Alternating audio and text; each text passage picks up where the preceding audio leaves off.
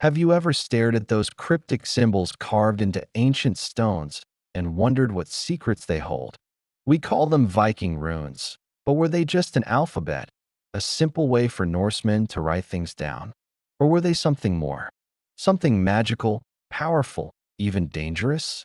Today, we're diving deep into the world of the Vikings, not just as warriors and sailors, but as mystics and seers. We're going to decode the runes and uncover a truth far more complex and fascinating than you could ever imagine.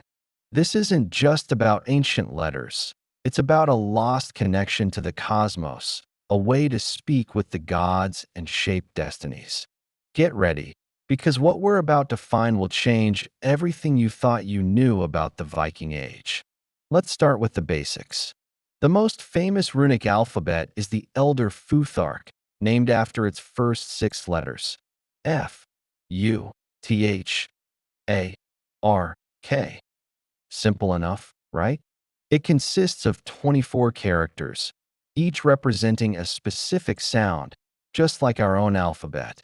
Historians will tell you that runes were used for everyday things: marking ownership on a sword hilt, commemorating a fallen comrade on a memorial stone, or maybe just scrawling "Thorkel was here" on a rock. We see evidence of this all over Scandinavia. Rune stones stand as silent witnesses to history, telling tales of epic journeys, land claims, and family lineages. They are, in essence, the historical records of a people who preferred oral tradition. But if that's all they were, why the mystery? Why the persistent They are, in essence, the historical records of a people who preferred oral tradition. But if that's all they were, why the mystery? Why the persistent association with magic and divination that has echoed through the centuries? This is where things get truly interesting. To the Norse people, the world wasn't just physical. It was woven with magic, or seer, a powerful force that could be influenced by those who knew how. And the runes were seen as a key to this force. The origin of the runes themselves is steeped in myth. According to the Poetic Edda, the chief god Odin, in his relentless pursuit of knowledge, hung himself from Yggdrasil, the world tree. He pierced himself with his own spear and hung there for 9 days and 9 nights, suspended between life and death, until the runes revealed themselves to him in a flash of insight. He didn't invent them. He discovered them, wresting them from the very fabric of the cosmos. This act wasn't just a god getting a new writing system. It was a shamanic ordeal, a sacrifice to gain profound, sacred wisdom. The runes, therefore, were born not of convenience, but of divine sacrifice and cosmic power. Each rune in the Elder Futhark wasn't just a letter. It was a symbol, a concept, a powerhouse of meaning. Take the first rune, Fehu. Yes, it represents the F sound, but its name means cattle or wealth. In Norse society, cattle were the measure of a person's fortune.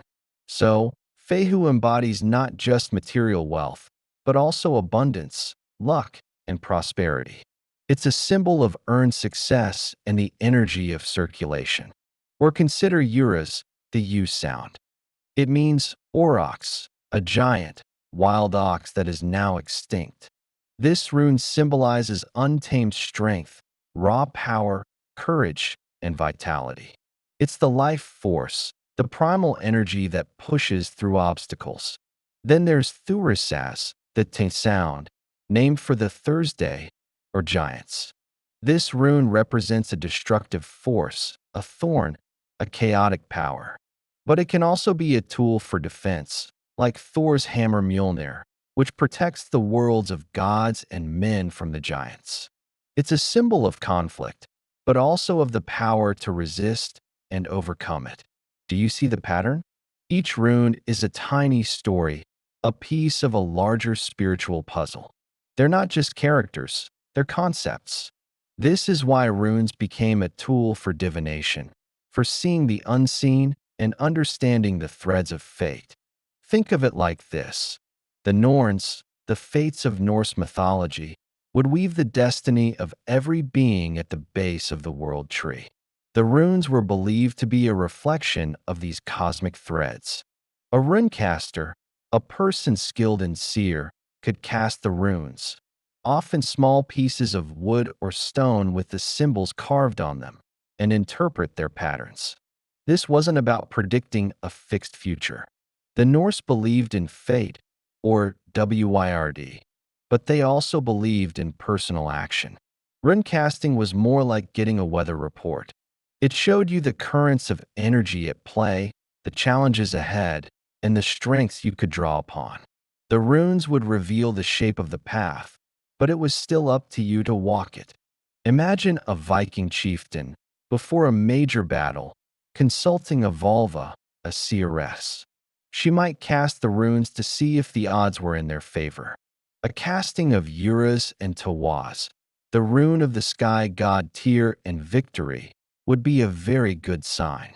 A casting of Hagalaz, the hail rune representing destruction, might be a warning to reconsider their plans. But it went even further than just reading the future. The runes were believed to be active, not passive. They could be used to shape reality. This is the heart of runic magic.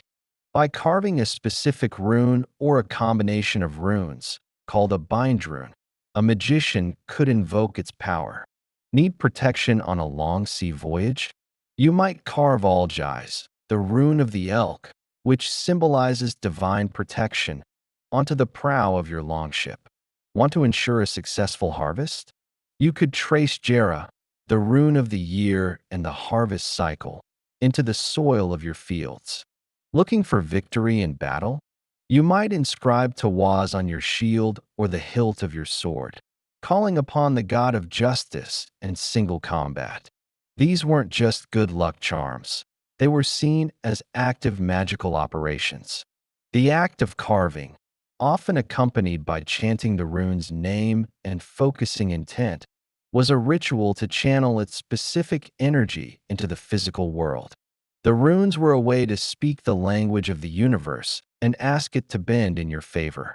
There's a dramatic story in Egil's saga that illustrates this perfectly. The hero, Egil Skallagrimson, a fierce warrior and a skilled poet, was also knowledgeable in runic lore. In one scene, he's offered a drink from a horn at a feast. He suspects it's poisoned. What does he do? He takes out his knife, cuts his own hand, and carves runes onto the horn, smearing them with his blood. The horn shatters instantly, saving his life. In this story, the runes aren't just symbols. They are a weapon, a diagnostic tool, and a defense mechanism all in one. Egil didn't just write, "Warning, poison" on the horn. He used the inherent power within the runes, activated by his own blood and will, to reveal and neutralize the threat. This is the dramatic difference between a simple alphabet and a magical system. One describes the world, the other acts upon it. So why did this deeper understanding of the runes fade away? With the Christianization of Scandinavia, the old ways were suppressed. The intricate, symbolic elder Futhark was simplified into the younger Futhark, which had only 16 runes. It was more practical for everyday writing, but it lost much of the deep, layered meaning of its predecessor. The church viewed runic magic as pagan sorcery and actively worked to stamp it out. The Volvas and runecasters were persecuted, their knowledge driven underground or lost entirely. For centuries, the runes were remembered mostly as just an old, strange alphabet. The keys to their power were largely forgotten, locked away in the fragments of sagas and poems. But today, there's a massive resurgence of interest. From neo-pagan practitioners to history enthusiasts, and even in popular culture like video games and TV shows, the runes are making a comeback. People are once again exploring them not just as historical artifacts, but as a system for self-reflection and spiritual guidance. They're rediscovering that each rune is a teacher, a guide to understanding both the world around us and the world within us. Fea teaches us about the flow of energy and gratitude. And Suz, the rune of Odin, teaches us about communication, inspiration, and divine wisdom. Kinas, the torch, teaches us about knowledge, clarity, and creativity. By studying the runes, we're not just learning about the Vikings. We're learning a new language to talk about our own lives, our challenges, and our potential. So, are Viking runes more than just an ancient alphabet? Absolutely.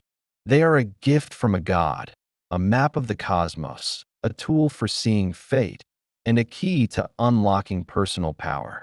They represent a worldview where the mundane and the magical are not separate, but are woven together in the grand tapestry of existence.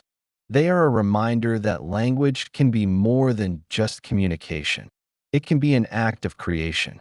The next time you see a Viking rune, don't just see a strange letter from a forgotten time.